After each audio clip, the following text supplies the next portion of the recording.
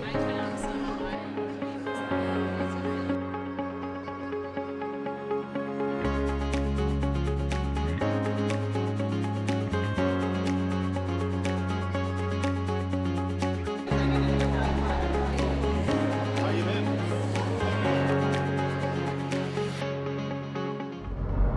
name is Margaret Sullivan. So good to see so many familiar faces tonight. And as a National Library expert who believes in the power of public libraries to strengthen communities, I come to you tonight with this great privilege to be part of the most important public library project in the country right now. Did you all know that? So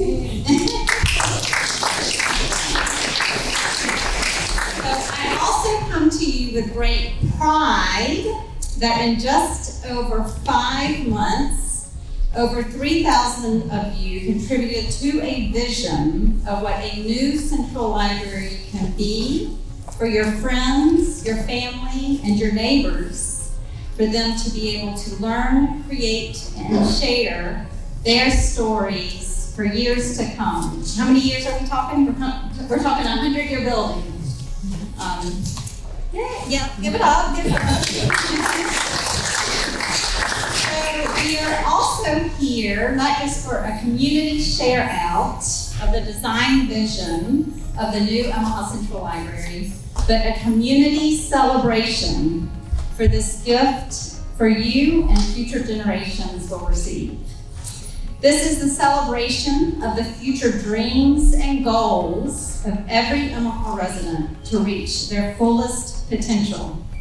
This is the celebration of the collective support that each and every one of you is providing just by your presence here tonight. This is also a celebration of the courageous leadership of the city to commit to the library as a transformational institution. To commit to providing the places for all styles of learners and makers, readers and creators to have access to the resources that will contribute to a connected, thriving, and inclusive Omaha. And with that, I have the honor to introduce one of those exceptional leaders, an enthusiastic supporter of this project, because she is someone who knows that the public library is an essential component to advance educational, economic, and social opportunities for all of Omaha's residents. Mayor Stockert, we are so honored that you are kicking off our celebration tonight. Thank you.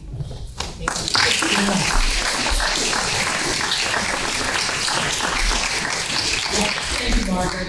And thanks to your team and everyone involved in this public engagement process, so everyone can be included in the planning of this remarkable public space. Heritage Services is exploring an incredible opportunity to create a modern, accessible central library and greatly increase and improve our services and the technology. The design that you will see tonight, and it is pretty amazing, it will reflect the ideas and preferences of our community. A one-of-a-kind in Omaha public library to benefit patrons of all ages and all interests. Our public libraries are a tremendous community asset, and we are fortunate to have philanthropic support for projects that enhance the quality of life here in Omaha. Public-private partnerships is the way we get things done in Omaha.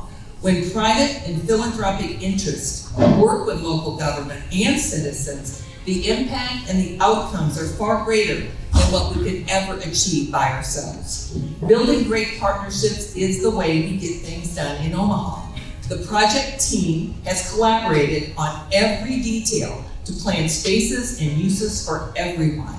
Our library director, Laura Morlane, and the OPL staff, the board of trustees, the city council, the Omaha Public Library Foundation, Community Information Trust, and of course, Rachel, where are you? Rachel Jacobson down there in the end, president of Heritage Omaha. Thank all of you for all of your hard work you've done on this. The opportunity to add a learning destination to the commercial, residential, and entertainment revival underway at 72nd and Dodge creates even greater potential for this true crossroads of our city. As we continue this process, I hope that you all are excited about the future of our Omaha Public Library system, as we all are. So now, I am pleased to introduce City Council Member Danny Begley, who represents District 3. Danny?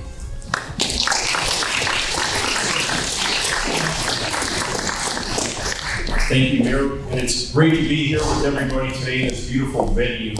I've been on the City Council for a year. As the Mayor mentioned, that beautiful building is going to go up on 72nd and Dodge Street. As I went through the process the last year, asking questions and learning, and I want to compliment the people that invested their time and all the things they put into this to make it a great library. We have the one going up on 1401 Jones that's being built. It's under construction right now as we speak. But the 72nd Dodge Street one is the council and my colleagues and I will continue to be good fiduciary partners with the public, citizens, and our constituents to make sure going forward that our tax dollars are spent wisely. But this will be a great project for everybody to enjoy in our communities.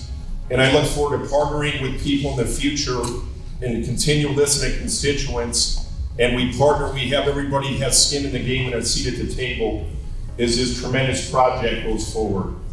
With that said, thank you again for letting me be here today and speak.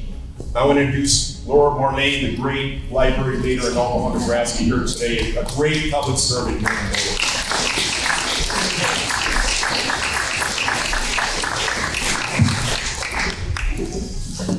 Thank you, everyone, for being here tonight showing your interest in supporting this project.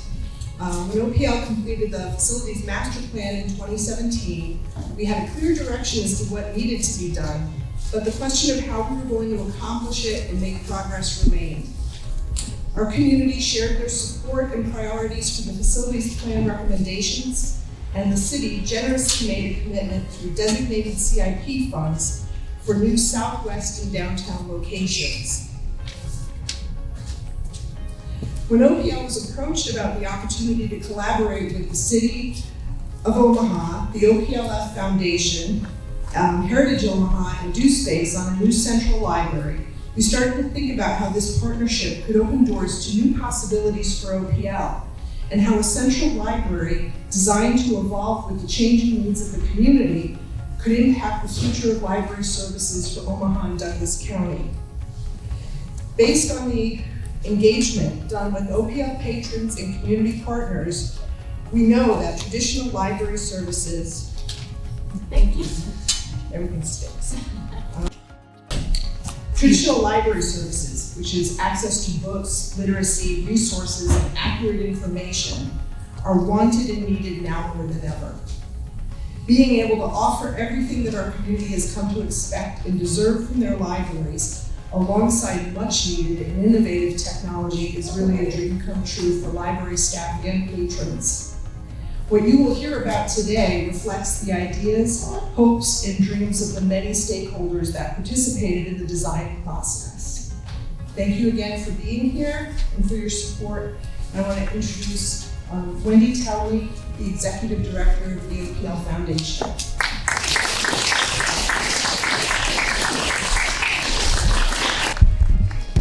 I'm so happy to see so many of you here tonight and see some familiar faces. As Laura mentioned, I'm with the Omaha Public Library Foundation. We've been around since 1985, and our main goal has been to raise funds and advocate for Omaha Public Library programs, services, you name it. I see many of our longtime donors in the room. I am not going to ask you for money tonight, just so you know, but I'm so glad to see so many of you. It's been a wonderful opportunity to be part of this historic project and the potential of what could be. As Mayor Stothert mentioned, public-private is a successful formula for our community, and especially the potential is here with this project. So many donors since 1985 have supported projects big and small. Many of the donors who very well could support this project if it moves forward. So we are happy to be here and to celebrate the potential of what could be. So thank you all for joining us tonight. I'd like next to introduce Rebecca Stavick. She is the founding executive director of DoSpace and is the CEO of Community Information Trust.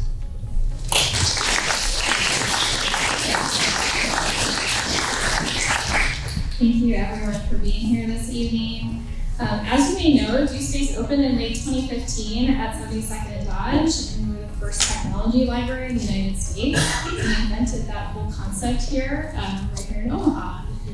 Over the years, we've really been tackling the digital divide, promoting digital equity and digital literacy in the community by providing access to technology and also dozens and dozens of innovative tech education programs that are all free to the community.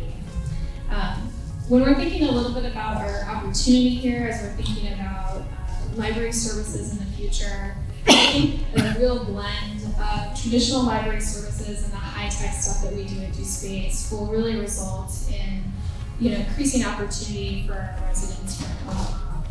What you may not know about DoSpace is that we were founded by Heritage Services, so I'd like to introduce Rachel Jacobson, the president of Heritage.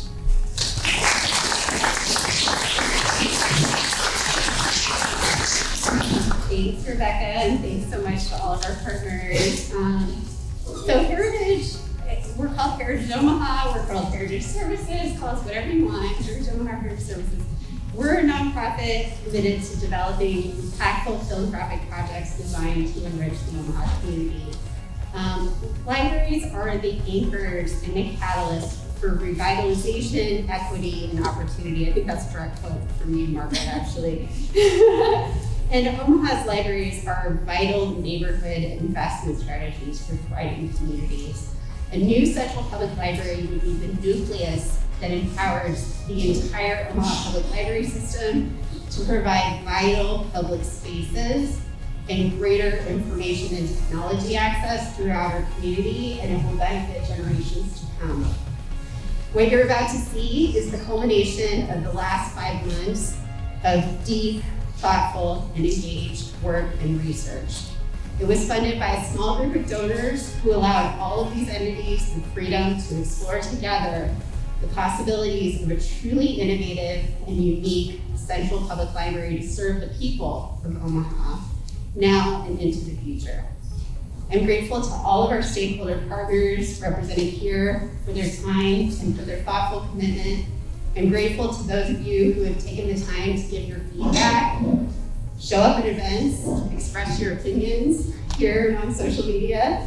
I believe we're all engaged with this project because we are coming from a place of love for our community and great hope for the future of our city and its people. And I'm excited to share the vision for the future with all of you that we've developed together. And I'm really happy to introduce the leadership of our design team. We had a huge design team, and you're going to meet 3 of them today. You've already met Margaret Sullivan from Margaret Sullivan Studios, which is a national library consulting firm that does wonderful forward-thinking design work. I'd also like to introduce the lead designer from HDR, Tom. Here's Tom, and then Nancy Novak from Alley Quinter Mercado. This has been an amazing collaborative team, and they have done work through serious illness and all sorts of, there was a baby that came, there was a marriage, there was all sorts of incredible work, and so what you're about to see we're really proud of, and so I'm very excited to introduce you to Tom and Nancy.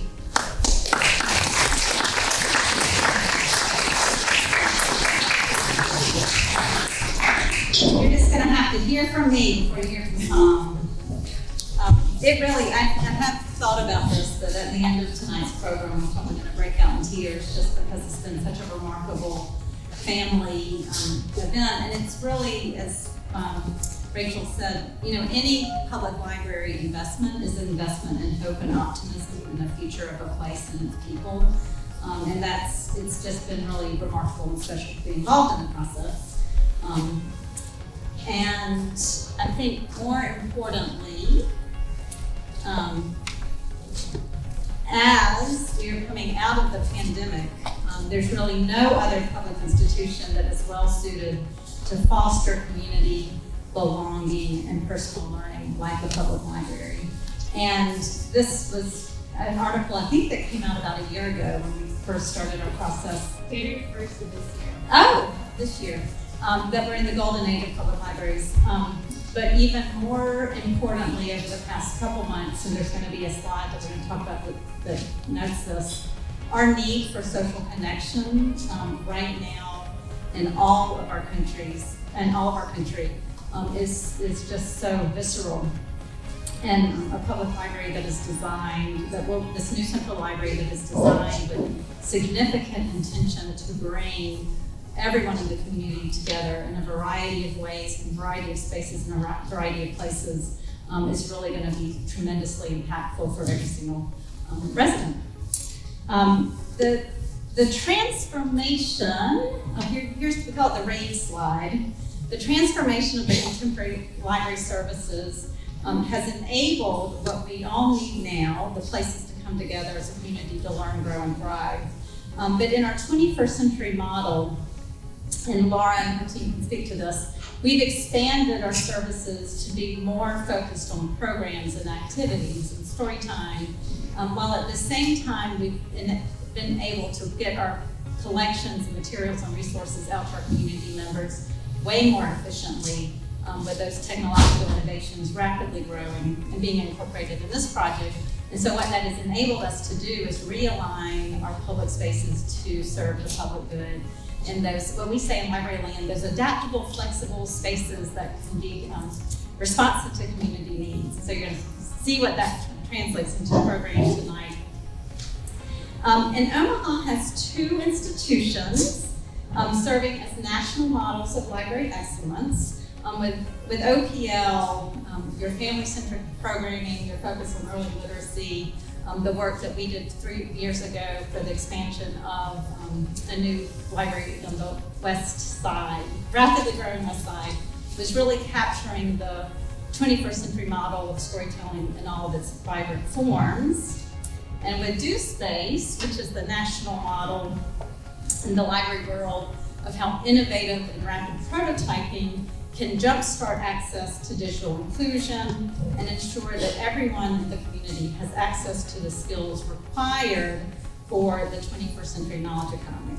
So the time is now for Omaha to thrive by bringing these institutions together and enjoying what I say is certainly a once-in-a-lifetime partnership for all of you all involved, where all of these esteemed institutions, that public-private partnership that you all have been speaking about, will set a new standard of collective impact that many cities will have to follow. So we know this, one, because we were able to go on some learning journey. So in that 5 months of this robust community engagement, we also took some trips. And not only were we looking at the spaces and places, we were talking to these library leaders in their cities to say, what do we need to be thinking about to serve our communities more effectively? And the nice thing was a couple weeks ago, we had a follow-up conversation to share out some of our discovery. And there was such great affirmation that the approach that we've been taking is really going to be great for the community. And, you know, the lessons learned that they had, we were incorporating. So, the next era of public libraries is not just going to be designed for communities, but with and by. And the heroes of our communities are the librarians and the Do Space staff, many of whom are involved and engaged in the process, as you can see. We also spent time on Zoom with some of you all in the room. We had the community breakfast. Over 200 community partners were engaged to get input, not just about how they can be stronger community partners with the library, but how they're representing the voices of the communities they serve. And we were able to really align what is this collective impact model of service going to be, what kinds of spaces and places do community partners need. It's no surprise to you all that they need event spaces, they need classrooms, but it might be a surprise to you all that the 5th highest ranking space was a podcast room, which seems timely for for where we are today. But the other thing that we did was this wonderful microsite with some community surveys. And don't squint your eyes, I'm gonna tell you what you're reading. Over 1,600 responses, which is fantastic. And the first highest response to the prompt, due to the ongoing COVID-19 pandemic, what challenges do you, your neighbors, and your community face? Loss of connection with friends and family, struggles with mental health, business closures, lack of access to reliable information. So we're reimagining what the public library needs to be in real time because of how we are all experiencing our world. This was an interesting response. What programs are you most interested in taking advantage of at the library? Reading and lectures, technology, and makerspaces. We can't make this up. The community is ready. And this was a great question. What spaces would you like to see in the future Omaha Public Libraries? And just the expansion of our way of thinking about what public spaces can be defined as was also quite informative to what you're going to hear Nancy speak to later as to how we prioritized the programmatic elements in the central library design. But if we wanted to build the building that everyone was telling us they needed, it would have been zillions and zillions of square feet. So what we do, so that all of the hopes, dreams, and aspirations of current activities and future activities, we test that they can work in the library is by grouping them into types of spaces and then creating a recipe, a variety of spaces and places that can serve the community now and in the future. And what we are able to accomplish is a 21st century library facility, a new central library that has been formed through a community-centric process that will evolve over time as the community needs evolve as well. And as a great-great-granddaughter of someone who wrote Andrew Carnegie for a library in Anderson, South Carolina, it's always good to end on a quote from him. A library outranks any other one thing a community can do to benefit its people. It is a never-failing spring in the desert. So with that, I'll pass it along to Tom. Thank you. Hi, everybody. Tom Turnlow, HDR. I think I speak for the entire team and Alan Pointer-Ricchetto and Margaret Sullivan's studio that this has been a humbling opportunity and we really appreciate the honor. The I2s, these guys have been great partners, and so we're excited to show you today what we've come up with. The process of the way that we've gone through this, as you just saw, is the idea that we went through a discovery period, we went through engagement that so many of you in the room have participated in, but we also wanted to let you know that we're far from being done with the project. When you look at the phases of how a traditional architectural project goes through, we're only in schematics, so you see we're not even 50% of the way there. But the important thing for you to understand is the way that the process works, and the way that we design is the fact that you usually take about 2 steps forward, 1 step back. It's always moving forward, but we're always evaluating what we've learned and what we're hearing from you so that we can make things better. And what we're going to have the opportunity to tonight with Angela McGraw and Stacey Lichtig is they're going to come up and we're going to walk you through the building that we've put together based on the input that you've given us. The one thing I want to let you know is that the design you're going to see tonight is based on these 4 pillars. And Margaret talked to you about the idea. We took tours around the world to basically understand what a new century library needs to be and what it needs to do for our city. It needs to be the best in the world. The design itself needs to be something welcoming for the community, but something that also places Omaha on the map for people to come and see how we do things.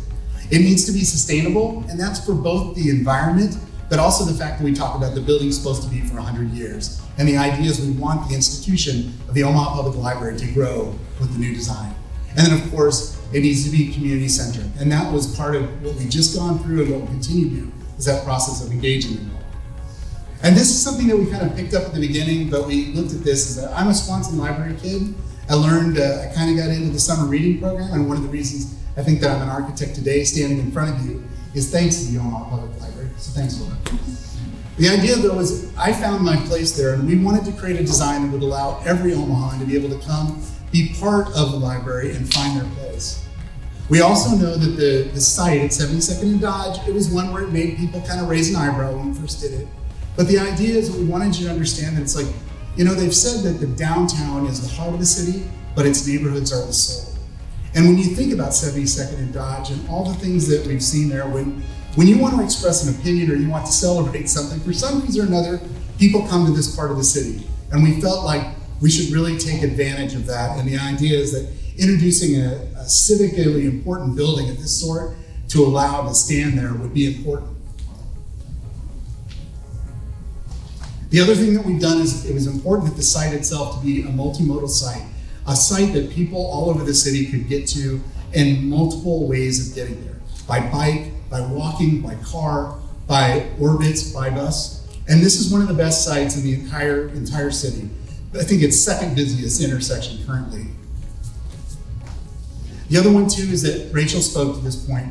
We wanted to be a catalyst for transformation, and so did the mayor, of 72nd and Dodge. The idea that this is the pebble that drops with everything that's already going on with the Crossroads development, but this idea of being able to hit this corner and be able to spread throughout. I always tell everybody, if you remember when they first put together the Omaha Design Guidelines, Connie Spellman had a rendering of what 72nd and Dodge would look like in 75 years. This is the type of project that starts to create that vision. So the site itself, if you're familiar with it, the interesting thing is about where Five Guys is, which is right over here, drops about 12 feet from the northwest corner down to the southeast corner. And what we've done is we've taken advantage of that to put 2 levels of parking so that when you exit off of Dodge Street, you come onto the main level, which is on the first level of the garage, so you won't actually see the second level, it'll be below. And then what we've also done is then we've allowed to tuck this into the corner of the site. This is the lower level, and Nancy will walk you through that when she gives you her tour. But that allows individuals to either go up to the first level here from Douglas Street or access down below. But that also gives you access here to be able to do a drop-off and pickup lane for the library. So when we talked about the architectural concept, we talked about that idea of finding your place. And if you can think about that idea of what you do, lifting a book up and actually finding your chapter and moving into it, we incorporated that into the formal architectural vision of the building. But the other one is we talked about community, right? So we wanted to make sure that everybody, there's a way that we had something that was greater than the sum of the parts. The idea that components all coming together to create something grand, which is what our city is. And that idea was done in this modular system that comes together in a grand gesture, lifting up on the corners to help you find your place and enter into the building. And we looked at the idea that it would be a dynamic facade that would engage with the energy of 72nd and Dodge on the north side, which is a busy part of the site too. We need to remember that too. We need to have a busy part of the site and a quiet part of the site, and that's one of the things that we tried to accomplish. The intention of ability to come from either east or west, the building opens itself up to you and allows for a point of entrance. This is the auto court that's located on the west side of the site, and you can see that's exiting off of Dodge Street onto the top level of the parking garage. But you can also, Nancy's gonna walk you through this a little bit too on the inside, the idea that we have visual co-presence, the ability of the building interior to shift around so that you can see the energy as you come in and the multiple levels of the building. And then we talked about the quiet part of the site. The building itself kind of creates an envelope around this green park area and green so that it protects from the busyness of 72nd and Dodge, and at the same time opens up all of these interior spaces to look out onto this green space. And as we talked about, the idea again, this is that 12-foot difference in where you can see that we've tucked in the parking here, but what it does, and Nancy will walk you through this a little bit more too, is that it actually opens up so there's almost no place where people aren't getting natural daylight.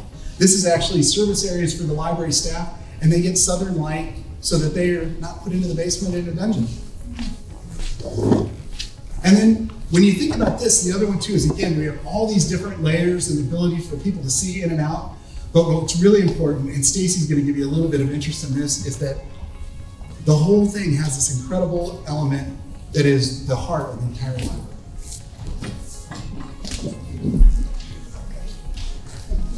Alright, my name is Stacey Lichtine. I'm the Senior Manager of Branches, and I'm here tonight to kind of talk to you a little bit about the ASRS, which is really the Automated Storage Retrieval System. But we're going to start talking about it as the collection hub.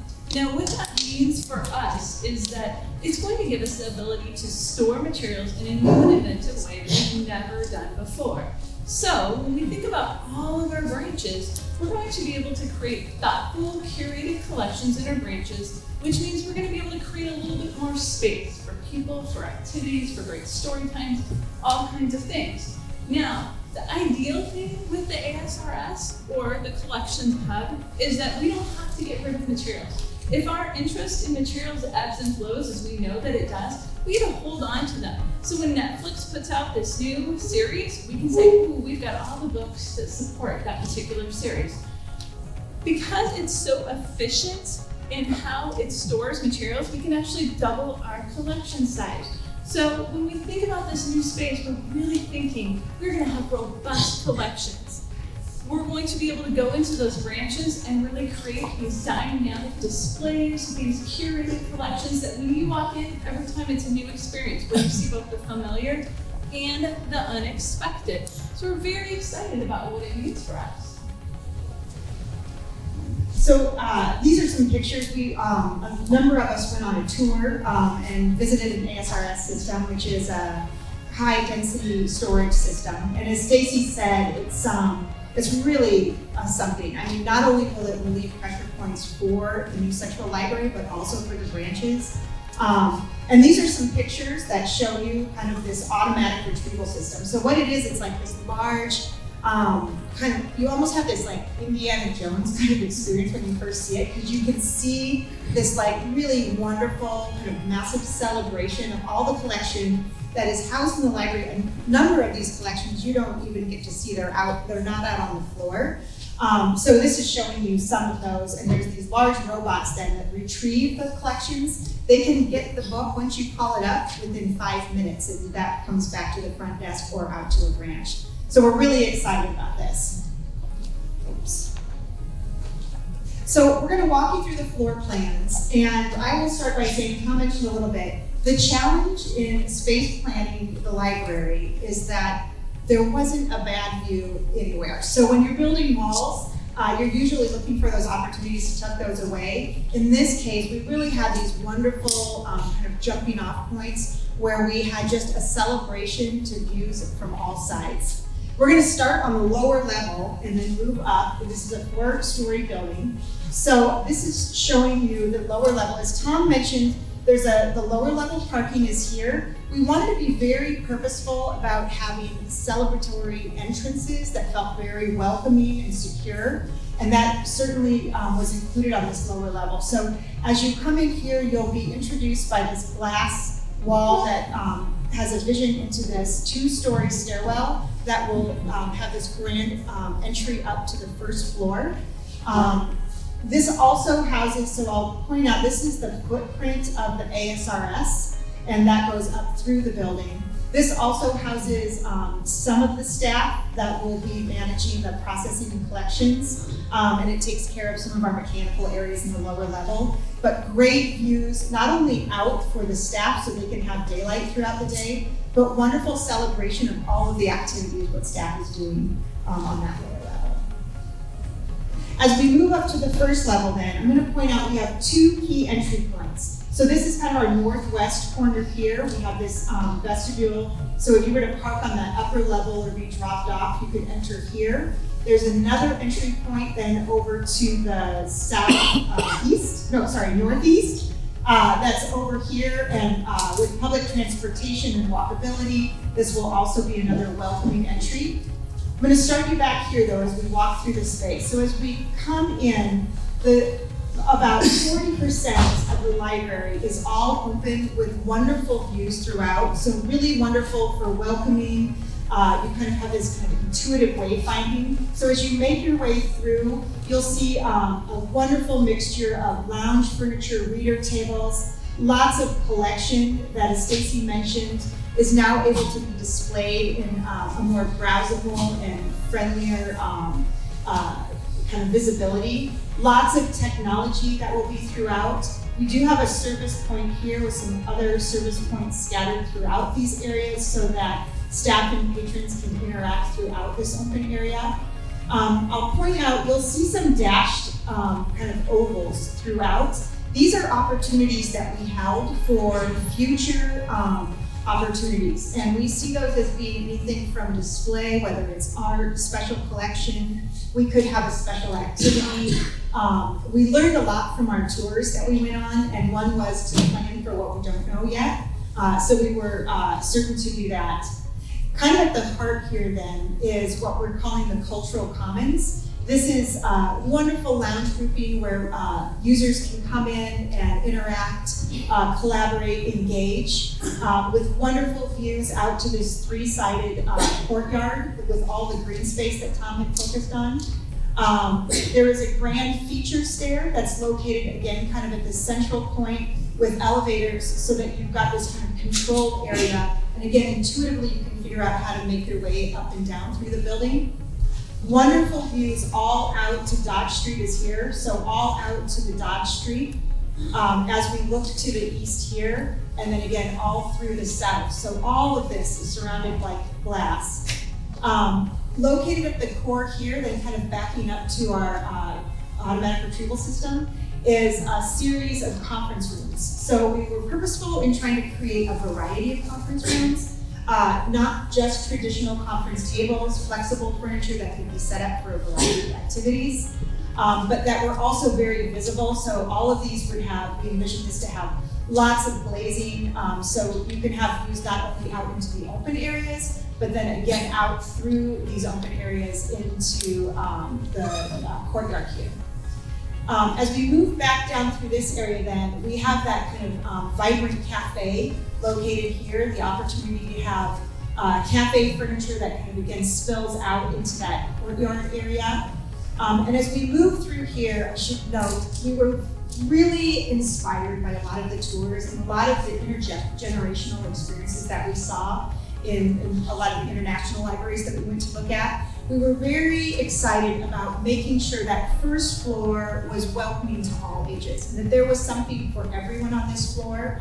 As you then kind of get acclimated to this floor, you can go and find your place as you move through other floor plates. So here we imagine all ages, and that is expressed with children's kind of what we've called kind of a rumpus or a play area. So you can imagine parents coming in, grabbing a cup of coffee, looking at collections for both themselves and their children on this floor, but also areas where children can kind of find their own place.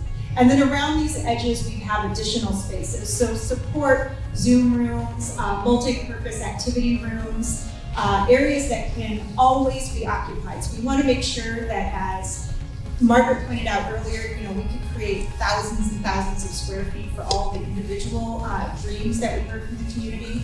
But if we can make spaces flexible, not only for now, but into the future, we can keep these spaces activated at all times.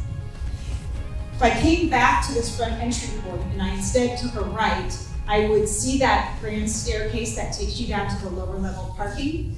And then you can see there's a bathroom core here and some other support program for storage. But down here then, we would make our way into a 300-person community room. And this room is shown as being divided right now into 3 separate rooms with operable walls. So day to day, we can have these set up for classrooms, special events, a variety of activities. But then these walls can pull and pocket back so that you can have a large banquet hall, not unlike what we're doing tonight. You could have a birthday party, a celebration of all kinds. And then that is wrapped with this nice balcony that people could be in this room and kind of spill out and enjoy the outdoors.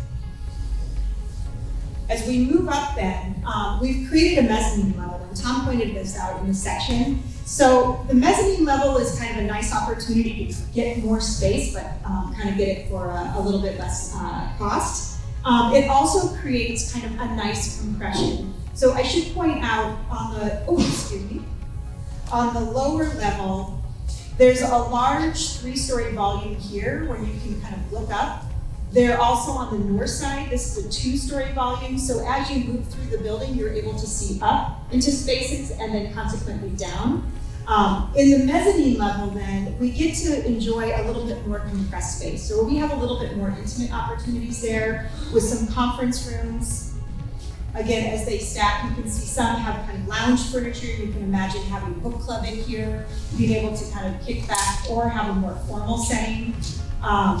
some supportive lounge furniture, again, on these activated edges, and then staff space, again, in this back area here. There's a wonderful balcony too, as you can see here. This is a railing, and we're looking at activating that edge with the countertop. You could come in, meet a friend, sit down, kind of plug and play, and then be able to not only enjoy the view down and around as you look down onto First, but then again out to the north as you look past the activity action on Lodge. And then this is an artist rendering to kind of help us envision and showcase all of the wonderful activities that would be going on. We're standing right on that northeast corner, looking in, so you can see here, you're starting to get a little bit of a view of that vibrant cafe as it starts to look to the south. You see this 2.5-story volume as it pulls up and around that courtyard, so wonderful green space. You kind of have this nice hub of activity to the north and then to the south, a more contemplative green environment. You can start to see the suggestion of that children's area as it moves towards the south more. Here's the cultural commons. We are envisioning this to be flexible furniture that could be moved away for like a poetry slam or a special guest for a reading. And you're seeing a little bit more of the suggestion of collection that's more browsable, interspersed with lots of furniture that will support a variety of technologies. We're getting a little glimpse over here as well of that kind of stacked conference rooms. So again, that kind of intuitive wayfinding when you want to find your place that might be a little bit more private and enclosed. We've got our conference rooms grouped here, but that are still kind of visually connected to the rest of the space. So as we move up to second floor houses the children's department, teens, and the do space. On second floor, if we were to come up that feature stair, here again is that kind of grand opening as you look down into the cultural commons. As I arrive on this point at the top of that feature stair, we have our suggested teen area with lots of expressive furniture, a variety of seating, both lounge and a variety of reader tables. This is another railing then that opens up to that lower level and to the third floor. And again, you can kind of look down. It's a wonderful kind of catbird seat where you can kind of see and be seen. And then if we were to move to the east here, we're moving into the children's department. We were very intentional again about blending generations throughout the library. We did not want to have a hard line from adults to children. So you'll see here a variety of furniture that's suitable for all ages. As we move in here, we have all of their collection displayed here, and as we move through the space. We have this wonderful opportunity for a tiered storytime area that can seat over 100 children, but also be this great kind of interactive play area when it's not being used for story time. Furniture along the edges where you can kind of get to quieter spots on the edges or be in more activated areas. We anticipate a lot of different kind of technology support, dedicated computers for children. And then as we make our way down here, we will have dedicated family restrooms here, nursing mother's room. We have a little area here that's called kind of seating eating. So if you need to get your toddler a snack, you don't have to be forced to kind of move out of the department. And then as we make our way through here, lots of great tactile areas. And then we find our Little Labs activity room that again will be this other great multi-purpose room that will support all of our programs. As we come back up then, right back at the top of the stairs here, again you're seeing kind of that stacked conferencing. As we move towards the west, we're making our way into the do space. So we do have 3 group study rooms here, which will be great for all ages, but certainly are purposefully adjacent to the teen area. We'll have a service point as we move into the floor plan here, our tech service point. And then featured in this circular area here is our 3D lab. So those that are familiar with the do space now, this is twice the size of the 3D lab now. We'll see lots of wonderful 3D equipment in here. This will be all glass. You'll be able to see in there, learn about what you don't know and what you might want to start to explore, but also see kind of the celebration of other people making things. Lots of great maker space all in this open area. And there's then surrounding the opportunities for dedicated computer training, different audio, video support rooms potentially, podcast studio, listening and viewing rooms. So really exciting hub of activity. And then again, staff space, purposely staffing, I lost my green dot, to the south here. Staff also, I should point out, has its own dedicated stair, service elevator, so very efficient. So the more we, the better the efficiency of the staff space, the better the service. And Angela's in here somewhere. She was gonna, yeah, you wanna come on up and partner on this? So this is an artist vision rendering that's starting to envision looking into that children's play area. So we're kind of backed up to the teen area.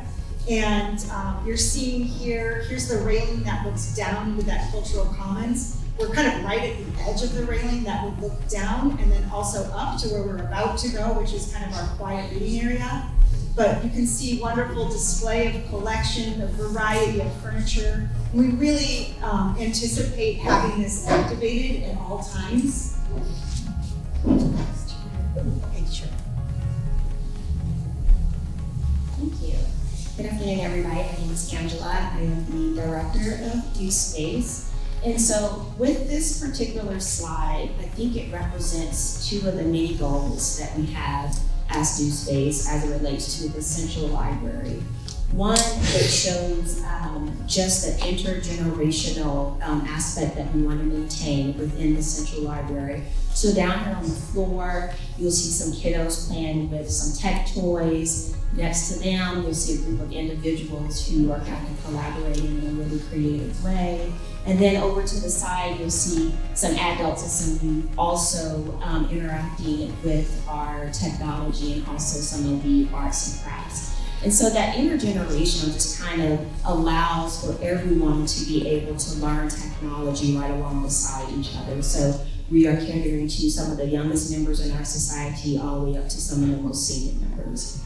And then all the way over to the left, another one of our goals is that we want to make sure that we take our current services and be able to scale those up so that we're able to serve the Omaha community in a greater way. So over to the far end of this particular slide, we have our 3D lab, and Nancy kind of spoke to it a little bit, and it's going to be doubled in size, which will allow us to be able to serve the Omaha community in a bigger way. Thank you. Okay, we're going to move up to third floor then. So third floor houses genealogy archives in the quiet reading area. We'll also have some additional collection up here. So again, I'm orienting you to that feature stair. We've arrived at the top floor now. There'll be a service point here. You can see a variety of conference spaces that wrap around this area, an archives area. And then as we move in here, the genealogy and heritage with a mixture of a variety of reader tables, lounge seating, another great view out to kind of, now we're kind of up in the treetops here. And then as we make our way back to this northeast corner, what we're calling the quiet reading area, this would feature potentially a three-sided fireplace. Again, wonderful views kind of down into those lower floors and then down into the atrium area here with collection kind of surrounding this area. This collection can do a lot for us. It can create kind of like interior spaces within the open environments with help with that kind of intuitive quieting down of space.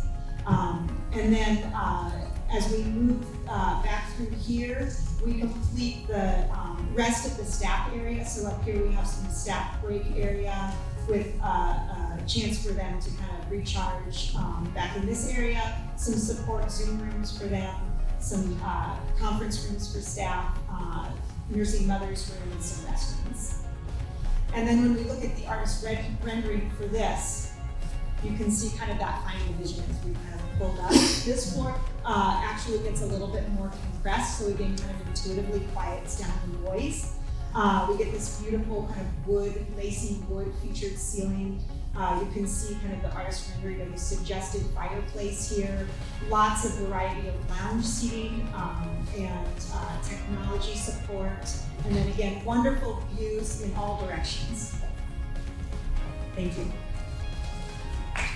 Thank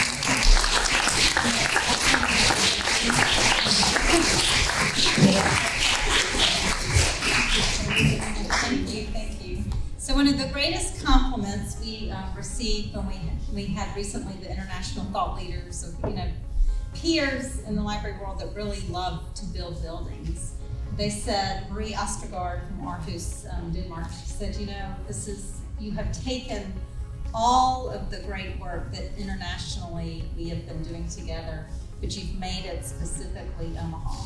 And hats off to these two that was their refrain throughout the process, is that we want it to be world-class excellence, but we also are driving it for the characteristics of our communities. So kudos, and aren't these fabulous?